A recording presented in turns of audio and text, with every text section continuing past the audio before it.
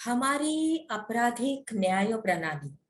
अभी हम लोग इस अध्याय में उसके अगले विभाग में पहुंच चुके हैं। तो चलिए बच्चों, अभी हम लोग आगे बढ़ते हैं।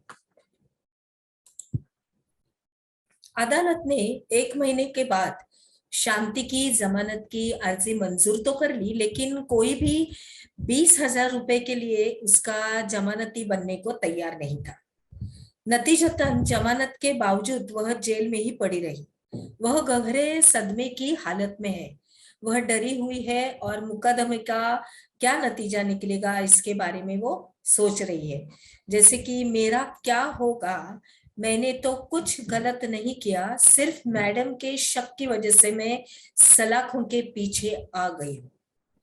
और शांति अपने मन में क्या सोचती है, देखते हैं बच्चों कि और हम लोगों ने जो पैसा बचाया था, क्या वह कभी हमें वापस भी मिल पाएगा। आगे देखते हैं क्या होता है। अधिवक्ता कमला रॉय शांति से अदालत में मिलती है। ये मेरे मुकदमे के कुछ कागज थे। मेरे मालिकों ने हार चुराने का झूठा आरोप मुझ पर लगाया है। उन्हें शांति के बक्से में 10,000 रुपए मिले थे। उन्हें लगता है कि उसने हार बेचकर ही ये पैसा हासिल किया था, लेकिन यह हम दोनों की बचत का पैसा है। अदालत शांति पर आरोप लगाती है कि उसने श्रीमती शिंदे का जो सोने का हार चुराया है और चोरी के हार को बेचकर शांति जी को 10,000 रुपए मिले हैं, उसके पास पाए गए। लेकिन शांति जी बार बार यही बोलती है कि मैं निर्दोष हूं और मेरी सुनवाई हो। आगे देखते हैं। तो आप बताइए श्रीमती शिंदे, आपका हार किस तरह गायब हुआ। तो वो क्या बताती है कि मैंने सोने का हार दराज में रखा था, शांति ने उसे चुराया है और शांति के अलावा और कोई व्यक्ति मेरे कमरे में नहीं जाता।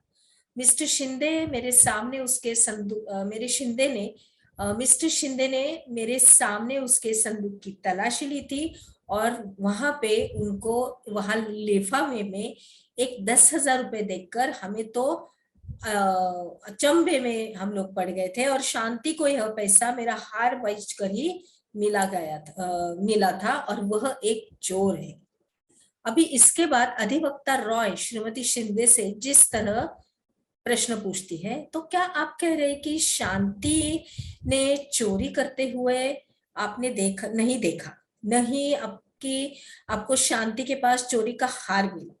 पिछले 3 साल में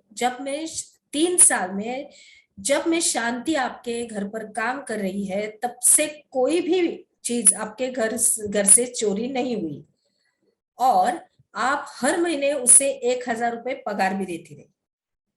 अधिवक्ता रॉय बचाव पक्ष के गवाह के तौर पर सुशील और उसके मालिक से कुछ सवाल पूछती है और इन दोनों के बयानों के आधार पर सुश्री रॉय यह साबित कर देते हैं कि शांति के संदूक में मिले हुए 10,000 रुपए शांति और सुशील की कमाई की रकम भी हो सकती है।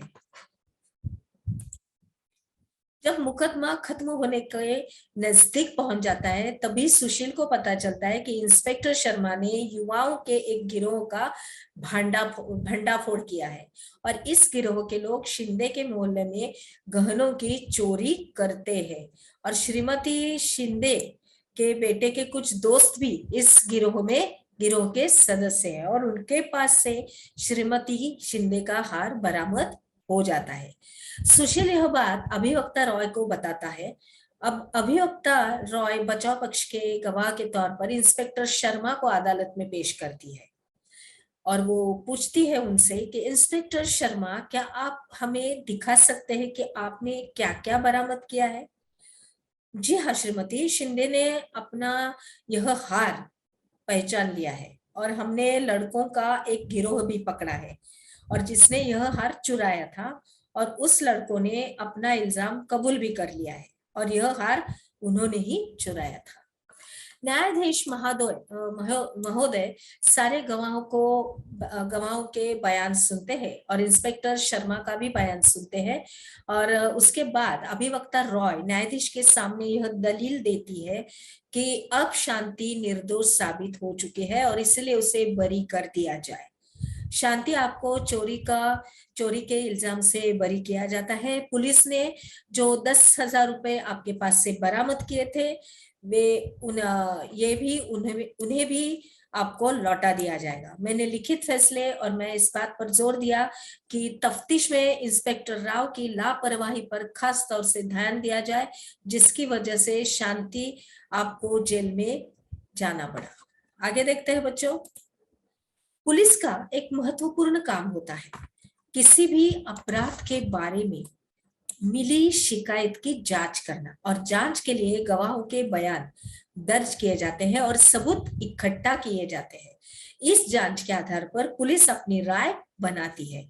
अगर पुलिस को ऐसा लगता है कि सबूतों से आरोपी का दोष साबित होता दिखाई दे रहा है तो पुलिस अदालत में आरोप पत्र चार्जशीट दाखिल कर देती है। और जैसा कि अध्याय की शुरुआत में ही कहा गया था कि यह तय कर देना पुलिस का काम नहीं है कि कोई व्यक्ति दोषी है या दोषी नहीं है, यह न्यायाधीश को तय करना होता है। हर व्यक्ति देश के कानून के अधीन है, पुलिस भी इसी कानून के तहत आती है। लिहाजा पुलिस को हमेशा कानून के मुताबिक और मानवाधिकारों का सम्मान करते हुए जांच करनी चाहिए। सर्वोच्च न्यायालय ने गिरफ्तारी, हिरासत और पूछताछ के बारे में पुलिस के लिए कुछ दिशा निर्देश तय किए हुए हैं और इन दिशा निर्देशों के अनुसार पुलिस को जांच के दौरान किसी को भी सताने के लिए और पीटने के लिए और या तो फिर गोली मारने का अधिकार नहीं है। किसी छोटे से छोटे अपराध के लिए भी पुलिस किसी को भी कोई सजा नहीं दे सकती। आगे बढ़ते हैं। संविधान के अनुच्छेद 22 और फौजदारी कानून के प्रत्येक गिरफ्तार व्यक्ति को निम्नलिखित मौलिक अधिकार दिए गए हैं। पहला है, गिरफ्तारी के समय उसे यह जानने का अधिकार है कि गिरफ्तारी किस कारण से की जा रही है, ये पहला है। आगे है, गिरफ्तारी के 24 घंटों के भीतर मैजिस्ट्रेट के सामने उसे पेश होने का अधिकार है। आगे है, गिरफ्तारी के दौरान या हिरासत में किसी भी तरह के दुर्व्यवहार या यातना से बचने का अधिकार। आगे का है, पुलिस हिरासत में दिए गए इकबालिया बयान को आरोपी के खिलाफ सबूत के तौर पर इस्तेमाल नहीं किया जा सकता। अगला वाला है, 15 साल से कम उम्र के बालक और किसी भी महिला को केवल सवाल पूछने के लिए नहीं बुलाया जा सकता। आगे बढ़ते हैं। हमने क्या सीखा, इसके अंतर्गत गिरफ्तार व्यक्ति के मौलिक अधिकार लिखिए। इस प्रश्न का उत्तर आपको अपनी नोटबुक में लिखना है। तो अभी हम लोग आगे बढ़ते हैं।